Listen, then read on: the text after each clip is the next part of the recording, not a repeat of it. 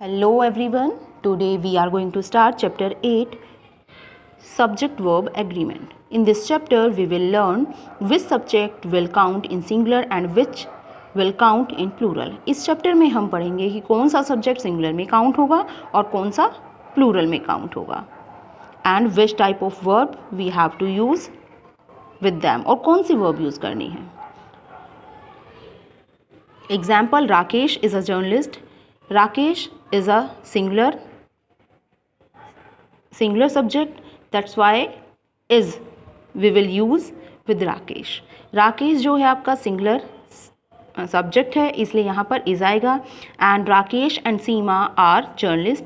यहाँ पर दोनों यानी कि राकेश और सीमा प्लूरल हैं, प्लूरल सब्जेक्ट हैं, that's why plural verb helping verb are will come, इसलिए आर का यूज़ हुआ है.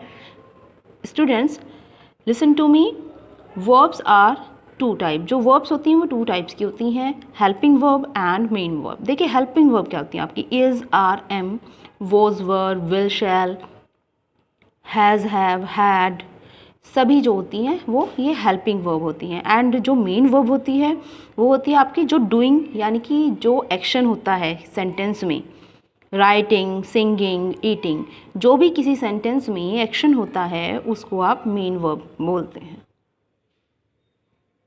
Subject verb agreement with personal pronoun, यानी कि सब्जेक्ट कौन सा प्रोनाउन किस में काउंट होगा.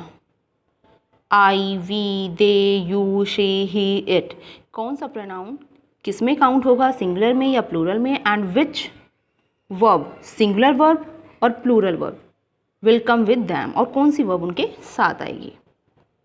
First of all you need to understand pronoun. सबसे पहले आपको प्रोनाउन को समझने की ज़रूरत है. Pronoun are words used in place of noun, जिनका यूज़ नाउन के स्थान पर किया जाता है. And in English grammar pronouns are divided into 3 person. जो प्रोनाउंस हैं उनको 3 पर्सन में डिवाइड किया गया है, first person, second person and third person. First person में आपका आई और वी जो प्रोनाउन है वो आते हैं, यू सेकंड पर्सन में, एंड जितने भी left he, she, it, they और नेम्स थर्ड पर्सन में काउंट होंगे. First person I, we takes plural verb. जो वी है उसको प्लूरल में काउंट किया जाता है और उसके साथ वही वर्ब आती है जो प्लूरल के साथ आती है. But I takes singular and plural both verbs. लेकिन आई जो है वो सिंगुलर वर्ब भी लेता है कुछ टेंस में और कुछ में प्लूरल वर्ब भी लेता है. Second you takes plural verb. You के साथ हमेशा प्लूरल वर्ब का यूज़ किया जाता है. Third person he, she, it, इनको सिंगुलर में काउंट किया जाता है बट दे को काउंट किया जाता है प्लूरल में. और नेम्स को according to the example of Rakesh, अगर सिंगुलर सब्जेक्ट है, नेम सिंगुलर नेम है तो उसको काउंट किया जाएगा सिंगुलर में, और अगर मल्टीपल नाउन्स आ रहे हैं तो उनको प्लूरल में. For example Rakesh and Seema. First person I. In last slide we have learned I takes both singular and plural verb. when I take singular verb and when I takes plural verb we will learn now. अब हम यही पढ़ेंगे कि I कब singular verb use करता है and कब plural verb.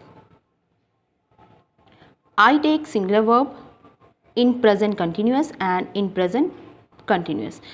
I के साथ singular verb का यूज़ किया जाता है present continuous में और past continuous में. I am going to market. am आई के साथ जो एम आ रहा है वो प्रेजेंट कंटिन्यूस में आ रहा है और आई को प्रेजेंट कंटिन्यूस में काउंट किया जाता है एम के साथ सिंगुलर में. In the same way I was going to market past continuous का सेंटेंस है और आई के साथ जो वॉज यूज़ किया गया है वो सिंगुलर के साथ यूज़ करते हैं पास्ट कंटिन्यूस में.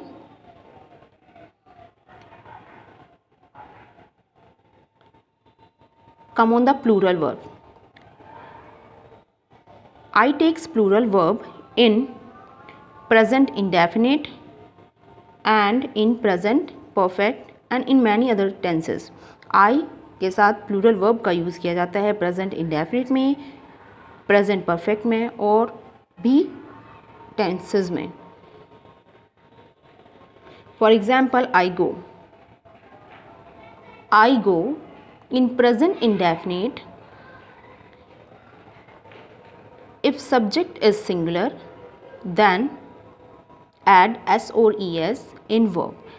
प्रेजेंट इंडेफिनिट में अगर सब्जेक्ट सिंगुलर है तो वर्ब में एस और ई एस का ऐड किया जाता है, अदरवाइज अगर प्लूरल सब्जेक्ट है तो एस और ई एस को ऐड नहीं किया जाता। यहाँ पर आई गो में एस और ई एस ऐड नहीं हुआ है, तो यहाँ पर जो है आई को काउंट किया गया है प्लूरल में। In the same way present perfect में हैज़ का यूज़ किया जाता है सिंगुलर के साथ और हैव का यूज़ किया जाता है प्लूरल के साथ। तो यहाँ पर आई के साथ यूज़ किया गया है हैव को, तो आई काउंट हुआ है प्लूरल में। और आई कौन सी फॉर्म ले रहा है? Plural verb form. First person में वी को काउंट करते हैं प्लूरल में और वी टेक्स प्लूरल वर्ब, और वी के साथ ऑलवेज प्लूरल वर्ब आती है। We are going for a trip to Italy. Are का यूज़ प्लूरल सब्जेक्ट के लिए किया जाता है, सो वी को काउंट किया जाता है प्लूरल में। Second person you always takes plural verb in all tenses. You के साथ हमेशा प्लूरल वर्ब का यूज़ किया जाता है। See the example, you are going to market, you have completed this task. Are का यूज़ प्लूरल सब्जेक्ट के साथ किया जाता है। In the same way have का यूज़ भी प्लूरल सब्जेक्ट के लिए किया जाता है प्रेजेंट परफेक्ट में। तो इसीलिए यू जो है यहाँ पर प्लूरल वर्ब ले रहा है, तो यू को काउंट किया जाता है प्लूरल में। Third person he she it takes singular verb. हमेशा सिंगुलर वर्ब लेते हैं इन ऑल टेंसेस, सभी टेंसेस में। Example, he is writing a novel. He को काउंट किया गया है सिंगुलर में। इज़ का जो यूज़ होता है ऑलवेज सिंगुलर सब्जेक्ट के साथ किया जाता है। In the same way she is going for music class, और यहाँ पर भी शी के साथ इज़ का यूज़ हुआ है, यानी कि ही और she is taking singular verb. In the same way it is a useful thing. It के साथ भी इज़ का यूज़ हो रहा है, तो it is taking singular verb. Third person they takes plural form in all tenses. जो they है प्रोनाउन वो ऑलवेज यूज़ करता है plural verb. See the example, they were singing a function. They were singing in a function. Were का use हम past continuous में करते हैं विद प्लूरल सब्जेक्ट, और यहाँ पर दे के साथ वर यूज़ हुआ है, it means they is taking plural verb. Verb be verb होती है, कैन बी यूज्ड एज, और इसका यूज़ कर सकते हैं कैसे? Is, are, am, was verb, यानी कि बी की जगह पर यानी कि बी के स्थान पर हम इज़, आर, एम और वोज वर्ब का यूज़ कर सकते हैं अकॉर्डिंग टू द टेंस। अगर हम प्रेजेंट की बात कर रहे हैं तो इज़, आर, एम आएगा, ठीक है, अकॉर्डिंग टू प्रोनाउन। एंड अगर हम पास्ट की बात करें तो वोज वर्ब आएगा, but according to the subject. Verb have को हम यूज़ कर सकते हैं, have, had, will have, shall have. Collective nouns, देखिए कलेक्टिव नाउन्स क्या होते हैं? Take singular verb. जो कलेक्टिव नाउन्स होते हैं वो हमेशा सिंगुलर वर्ब लेते हैं, बट इसके लिए कंडीशन है। सीधा कंडीशन, देखिए कलेक्टिव नाउन्स क्या होते हैं? First of all you need to understand collective noun.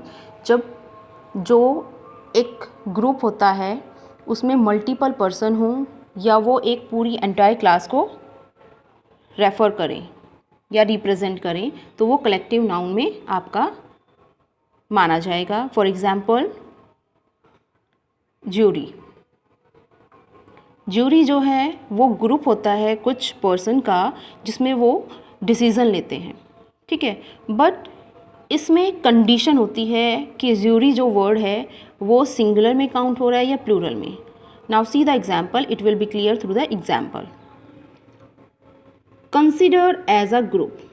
जब एक वर्ड को ग्रुप यानी कि एक यूनिट के आधार पर कंसीडर किया जाए, यानी कि एक यूनिट माना जाए किसी सेंटेंस में, इट टेक्स सिंगुलर वर्ब, तो वो एक सिंगुलर वर्ब लेगा।